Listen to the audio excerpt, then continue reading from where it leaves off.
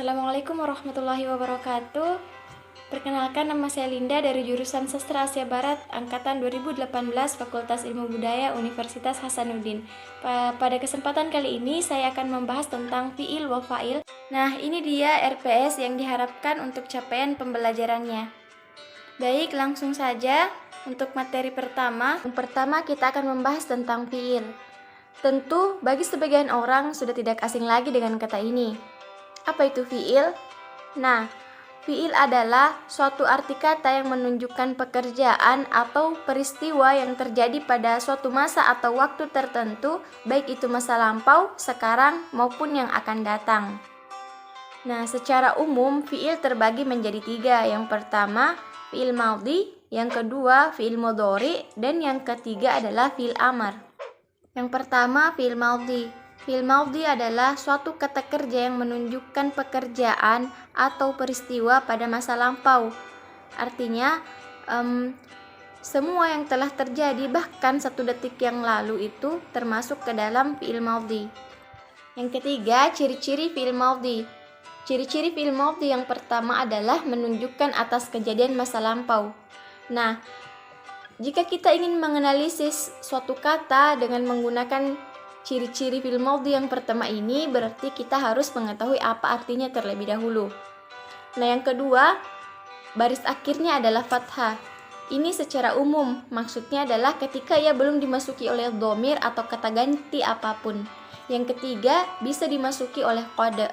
Dengan catatan, ketika fiil madhi dimasuki oleh qad, berarti arti qad di sini adalah sungguh atau bermakna penegasan. Contohnya, kata akala. Akala artinya telah makan.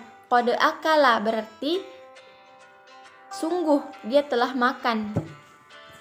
Nah, kemudian yang keempat adalah bisa dimasuki oleh tak ta'nis. Apa itu tak ta'nis? Artinya ta yang menunjukkan atas kepemilikan muannas atau kepemilikan perempuan.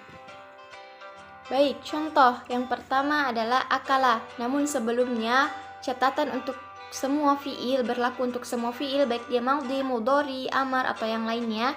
Apabila suatu kata kerja tidak memiliki tambahan huruf di belakangnya, berarti ia berdhamir huwa.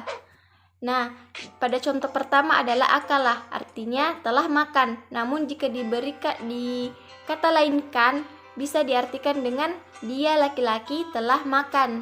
Yang kedua, doroba artinya telah memukul. Yang ketiga, fataha artinya telah membuka.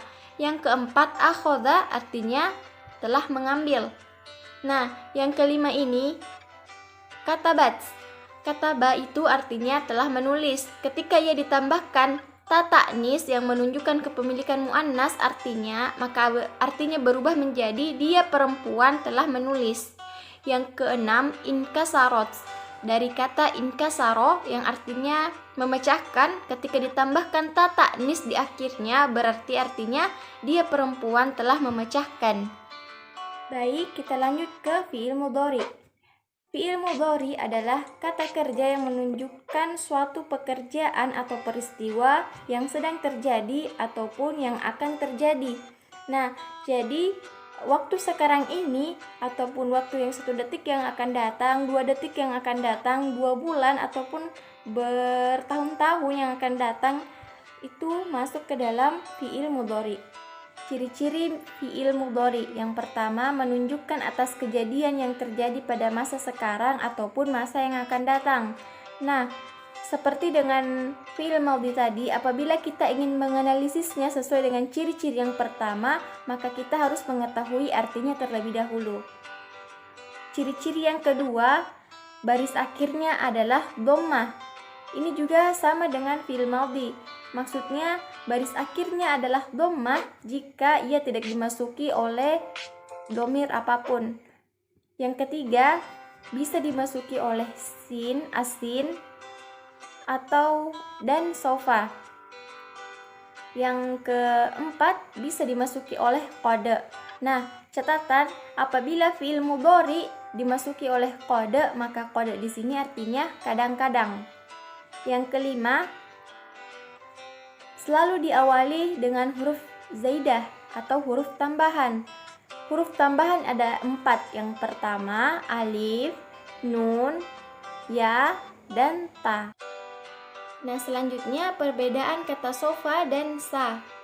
Sofa dan sa memang memiliki arti yang sama, yaitu akan tetapi yang menjadi perbedaannya adalah kata sofa digunakan untuk menunjukkan waktu yang lebih lama dibandingkan dengan sa. Untuk lebih jelasnya dapat kita lihat contohnya di sini. Sauzuruka godan, yang artinya saya akan mengunjungimu besok. Dan jika kita menggunakan sofa uridu an adhabu ila baitika ba'da syahrain, yang artinya saya ingin ke rumahmu 2 bulan lagi. Nah, kita menggunakan sa jika kita ingin menunjukkan waktu yang dekat. Jika kita menggunakan sofa berarti waktu yang ditunjukkan adalah waktu yang masih jauh, masih terhitung bulan, bisa terhitung tahun, dan tidak terjangkau, maksudnya tidak diketahui kapan. Kita lebih cocok menggunakan kata sofa.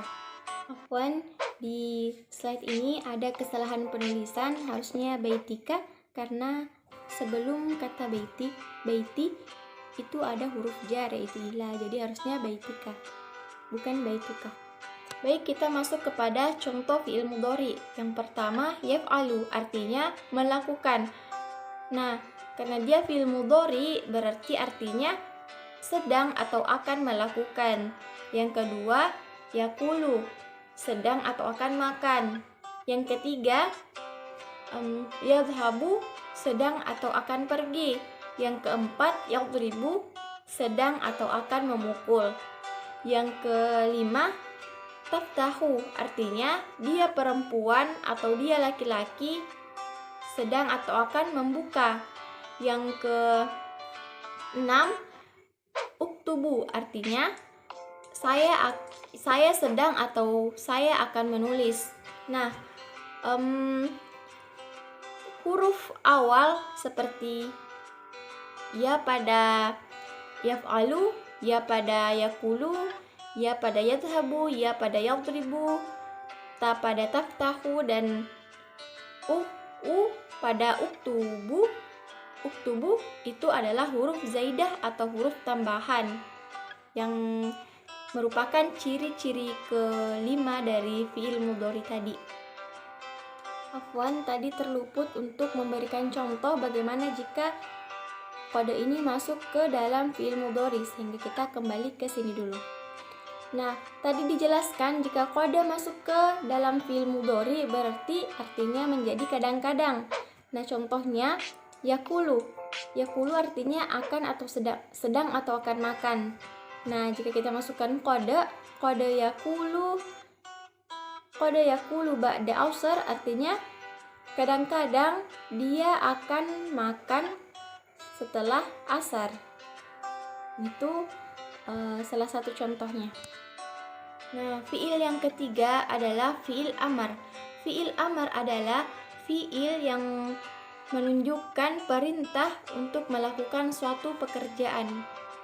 Namun bisa juga diartikan perintah atau permohonan untuk melakukan suatu pekerjaan. Ciri-ciri fi'il amar. Yang pertama, menunjukkan atas perintah atau permohonan. Nah, di sini juga sama halnya dengan fi'il madhi dan mudhari. Apabila kita ingin menganalisis fi'il amar dengan memperhatikan ciri-ciri yang pertama, maka kembali lagi kita harus mengetahui artinya terlebih dahulu.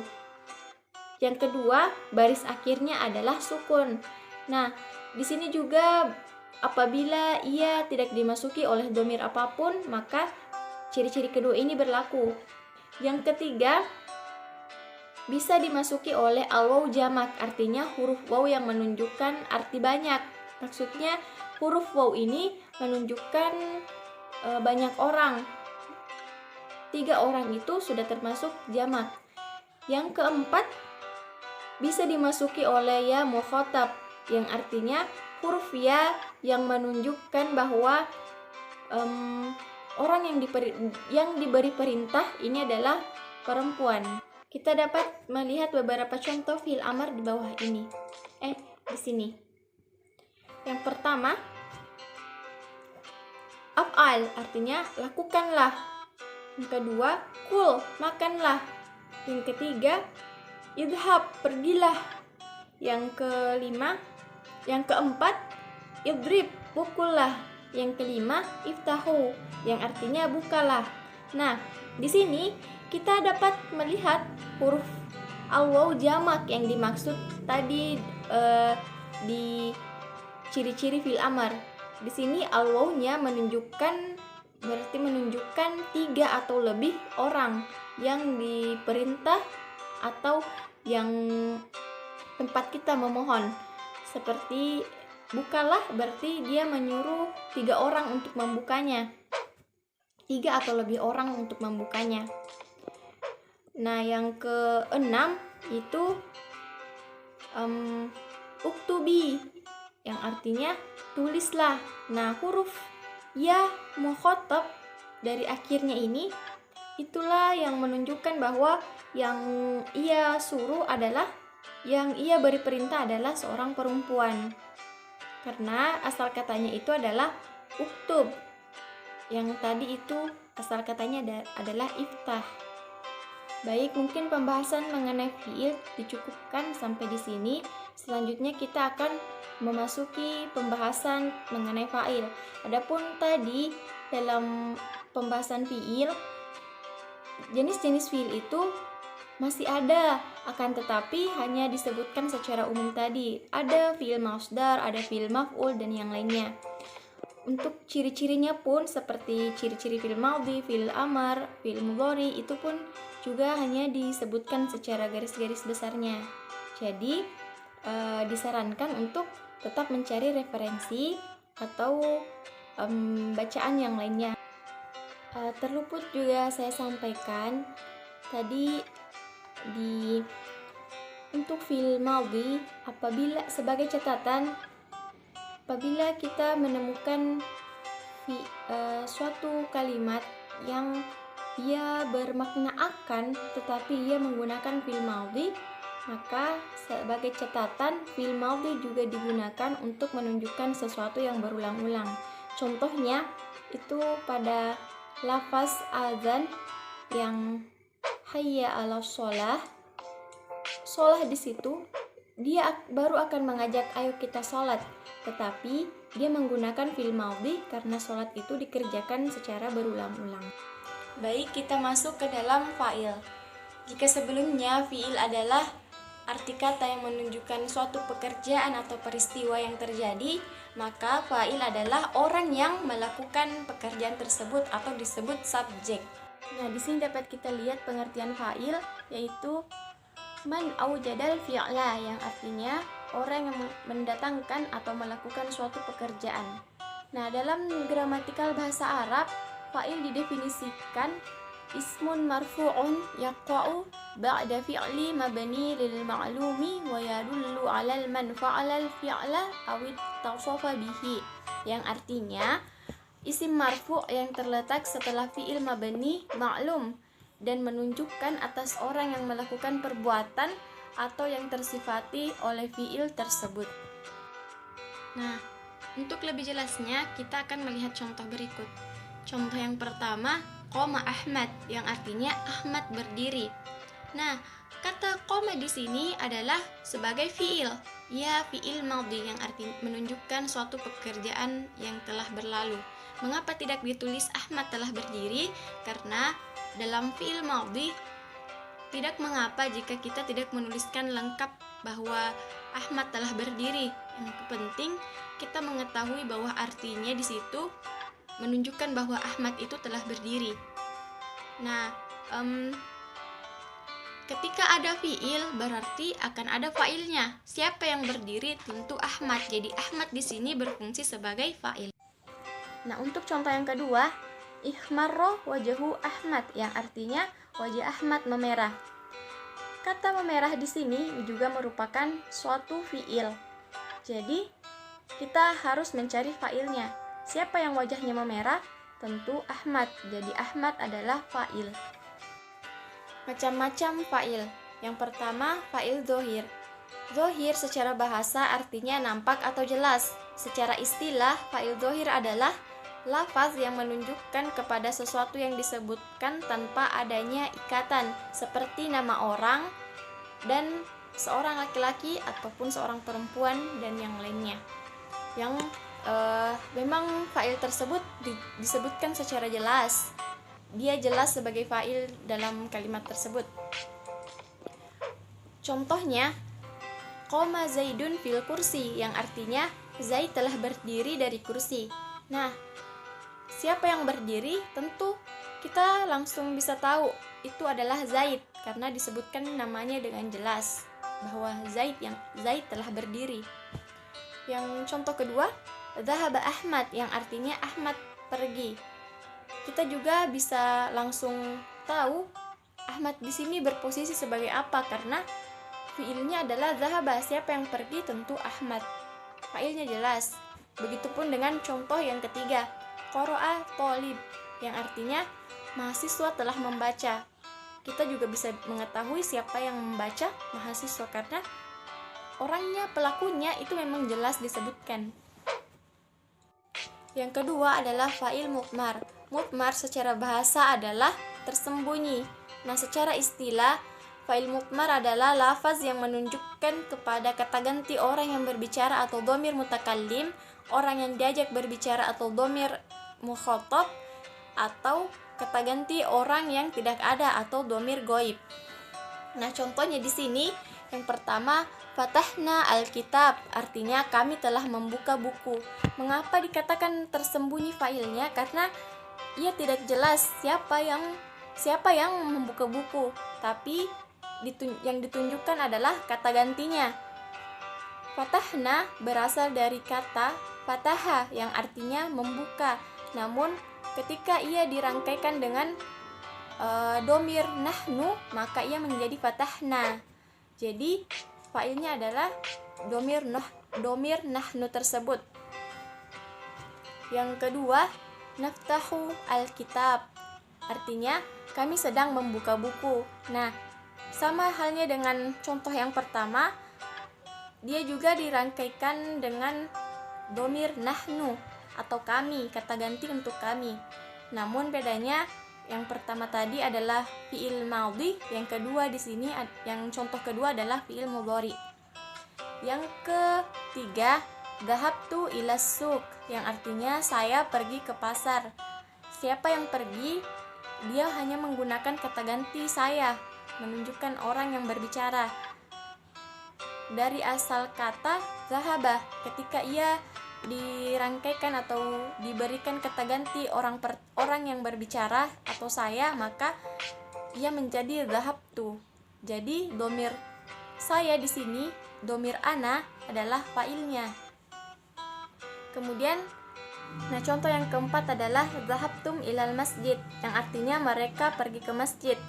Di sini fiilnya adalah dhahaba, namun ia dimasuki oleh dhamir antum, yang artinya mereka dalam bentuk jamak, banyak orang, lebih dari 3 atau lebih dari 3 orang.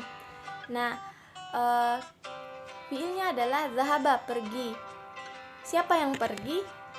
Jawabannya adalah mereka, tapi kita tidak tahu mereka ini siapa. Nah, itulah makanya dia diberikan kata ganti. Jadi yang menjadi fa'ilnya adalah antum.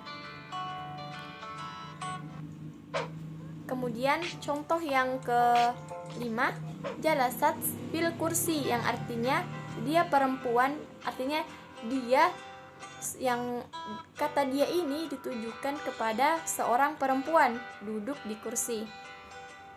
Nah, dari fiil jalasa yang artinya duduk, siapa yang duduk? Nah, yang duduk ini adalah seorang perempuan, tapi kita tidak tahu siapa perempuan ini. Jadi dia hanya diberikan kata ganti. Kata ganti untuk perempuan adalah diberikan ta ta'nis pada akhirnya, menjadi pada akhir kata. Berarti dari jalasa menjadi jalasat. Jadi fa'ilnya adalah ia atau dia perempuan. Selanjutnya, fa'il dapat terbentuk dari beberapa isim seperti isim mu'rab, isim mabni, dan isim masdar mu'awwal. Yang pertama, isim mu'rab. Isim mu'rob adalah isim yang berubah akhir harokatnya. Contohnya, ja'a al-mudarrisu. Artinya, seorang guru datang, atau dapat juga dibalik menjadi datang seorang guru. Nah, al-mudarrisu atau seorang guru ini bertindak sebagai fa'il atau subjek yang dari fi'il ja'a atau datang. Nah, akan tetapi fa'ilnya al-mudarrisu ini tidak selamanya harokat akhirnya adalah dhammah, namun tergantung bagaimana kaidah yang berlaku apabila ia masuk ke dalam suatu kalimat. Kemudian yang kedua, isim mabni. Isim mabni adalah kata yang harokatnya tidak berubah, maksudnya ia selalu tetap bagaimanapun keadaannya. Jika ia masuk ke dalam suatu kalimat, ia tidak terpengaruh oleh kaidahnya. Yang kedua adalah isim mabni. Isim mabni adalah isim yang harokatnya tidak bisa berubah, artinya ia tetap. Bagaimanapun ketika ia masuk ke dalam suatu susunan kalimat, maka bentuknya akan selalu tetap. Yang termasuk isim mabni ini seperti isim dhamir, isim isyarah, atau isim mausul. Contohnya di sini adalah qara'tu al-Qur'ana. Qara'tu yang artinya saya membaca, fiilnya adalah qara'a. Ketika ia dimasuki oleh dhamir ana atau kata ganti saya, maka ia berubah menjadi qara'tu. Tanda dhamir ana ini adalah ta yang berharakat dhammah, tidak akan pernah menjadi ta yang berharakat kasroh atau ta yang berharokat fathah bagaimanapun posisinya dalam suatu kalimat. Yang ketiga adalah masdar muawwal. Masdar muawwal adalah susunan dari huruf masdar seperti lau, ma, kai, anna, dan an, dan jumlah ismiyah maupun jumlah fi'liyah yang bisa semakna dengan masdar sharih. Apa itu masdar sharih? Masdar sharih adalah bentuk masdar yang bentuk lafaznya jelas. Nah, contohnya di sini yasuruni annaka najahta, yang artinya kesuksesanmu membuatku bahagia. Kata anna di sini adalah masdar muawwal. Jadi kita dapat menentukan fa'ilnya yaitu setelah huruf masdar. Terletak setelah huruf masdar yaitu kata ganti untuk kamu laki-laki. Di sini adalah huruf kafnya. Jadi jadi kamu laki-laki di sini adalah fa'ilnya. Kesuksesanmu di sini yang bertindak sebagai fa'il. Jadi untuk masdar muawwal untuk contoh pertama ini bisa semakna dengan masdar sharihnya yaitu yasuruni najahuka. Yang kedua adalah contoh yang kedua, yanbaghi antafuza, yang artinya keberhasilan adalah keharusan. Untuk menganalisis fa'ilnya, kita dapat menganalisis masdar muawwalnya terlebih dahulu. Masdar muawwalnya di sini adalah kata an. Nah, fa'il terletak setelah masdar muawwal, jadi fa'ilnya adalah tafuza. Sebenarnya tafuza ini adalah fi'il wa fa'il. Fa'ilnya ini termasuk fa'il mudmar, artinya fa'il yang tersembunyi. Yang dimaksud fa'ilnya di sini adalah untuk kamu laki-laki, namun ia adalah dhamir yang masuk ke dalam fi'il. Nah, ini semakna dengan masdar sharih yaitu yanbaghi fauzuka. Ya, seperti itu. Jadi sekali lagi untuk contoh yang kedua ini fa'ilnya adalah dhamir anta. Dhamir anta ini masuk ke dalam fi'il menjadi tafuza, yang pada dasarnya fi'ilnya ini adalah yafuza, tapi ketika dimasuki oleh dhamir anta ia menjadi tafuza. Baik, selanjutnya adalah kaidah atau ketentuan fa'il. Yang pertama, fa'il selalu marfu dan terletak setelah fi'il ma'lum, baik secara langsung ataupun tidak. Contohnya di sini, roja'a Ahmadu minal masjidi dan roja'a minal masjidi Ahmadu. Nah, maksudnya fi'il itu selalu marfu itu adalah ketentuan yang sifatnya wajib. Namun tanda-tanda marfu inilah yang biasanya berbeda-beda. Nah, fa'il, ketika ada fi'il pasti ada fa'ilnya.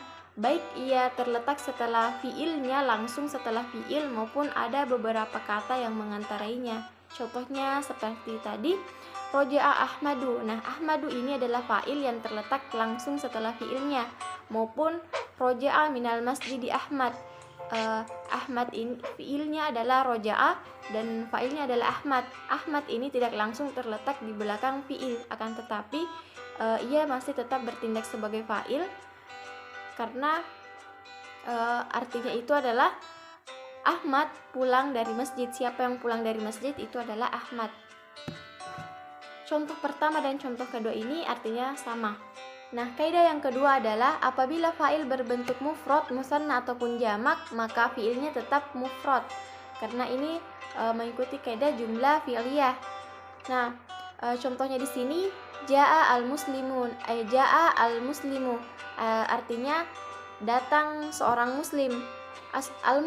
Al-muslimu ini adalah fa'il yang berbentuk mufrad, satu orang muslim, dan fiilnya di sini juga mufrad. Kemudian untuk contoh yang kedua adalah jaa al-muslimani, artinya datang dua orang muslim. Nah, al-muslimani adalah fa'il yang berbentuk musanna, artinya dua orang, akan tetapi fiilnya tetap ditulis fiil mufrad, tetap ditulis mufrad, tidak diubah menjadi jaa. Kemudian yang ketiga jaa al-muslimuna, artinya datang tiga orang atau lebih datang tiga orang atau lebih muslim. Nah, al-muslimuna ini berbentuk jamak, tapi kita dapat melihat kembali fiilnya tetap ditulis mufrad. Yang ketiga adalah fiil dan fa'il harus sama dalam mudzakkar ataupun muannasnya. Jadi tidak boleh apabila fiilnya muannas maka fa'ilnya mudzakkar ataupun sebaliknya. Contohnya di sini jaa Ahmad. Kita menggunakan jaa bentuk untuk laki-laki, bukan jaat, karena fa'ilnya adalah mudzakkar. Ahmad adalah seorang laki-laki. Jadi artinya datang Ahmad, Ahmad datang. Nah, contoh keduanya ja'at Fatimah.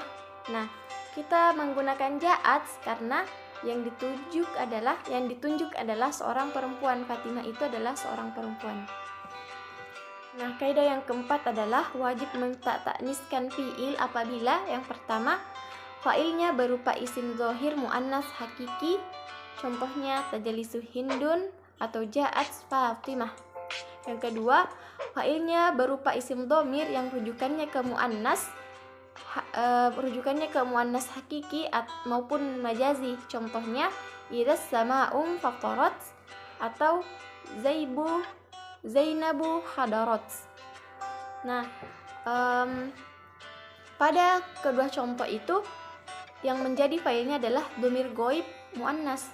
Maksudnya dhamir ghaib adalah dhamir yang disebutkan orang yang tidak ada di sana.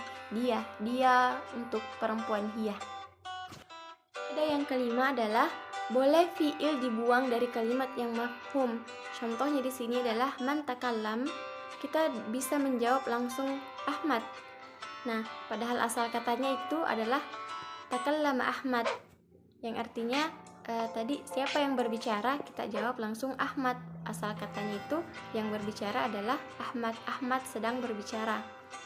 Nah, untuk kaidah yang keenam, fa'il bisa terletak setelah masdar, isim fa'il atau isim sifah musyabbahah yang beramal seperti fi'il. Di sini contohnya jaa Ahmadu al-fadilu abuhu. Nah, al-fadilu ini beramal seperti fiil, jadi abuhu ini juga bisa dijadikan sebagai fa'il. Kita masuk kepada sesi latihan. Ini soalnya, dan ini silahkan Anda berlatih sendiri kemudian mencocokkan jawabannya. Ini dia jawabannya. Baik, mungkin cukup sekian materi yang dapat saya sampaikan. sebenarnya masih ada referensi lain mengenai kaidah fa'il ini, dan saya juga ingin menampilkan bagaimana cara membuat fa'il, akan tetapi karena waktu yang membatasi maka kami cukupkan. Diharapkan untuk kembali ditekankan agar mencari referensi lain. Syukran jazakumullahu khair, semoga bermanfaat dan sampai jumpa.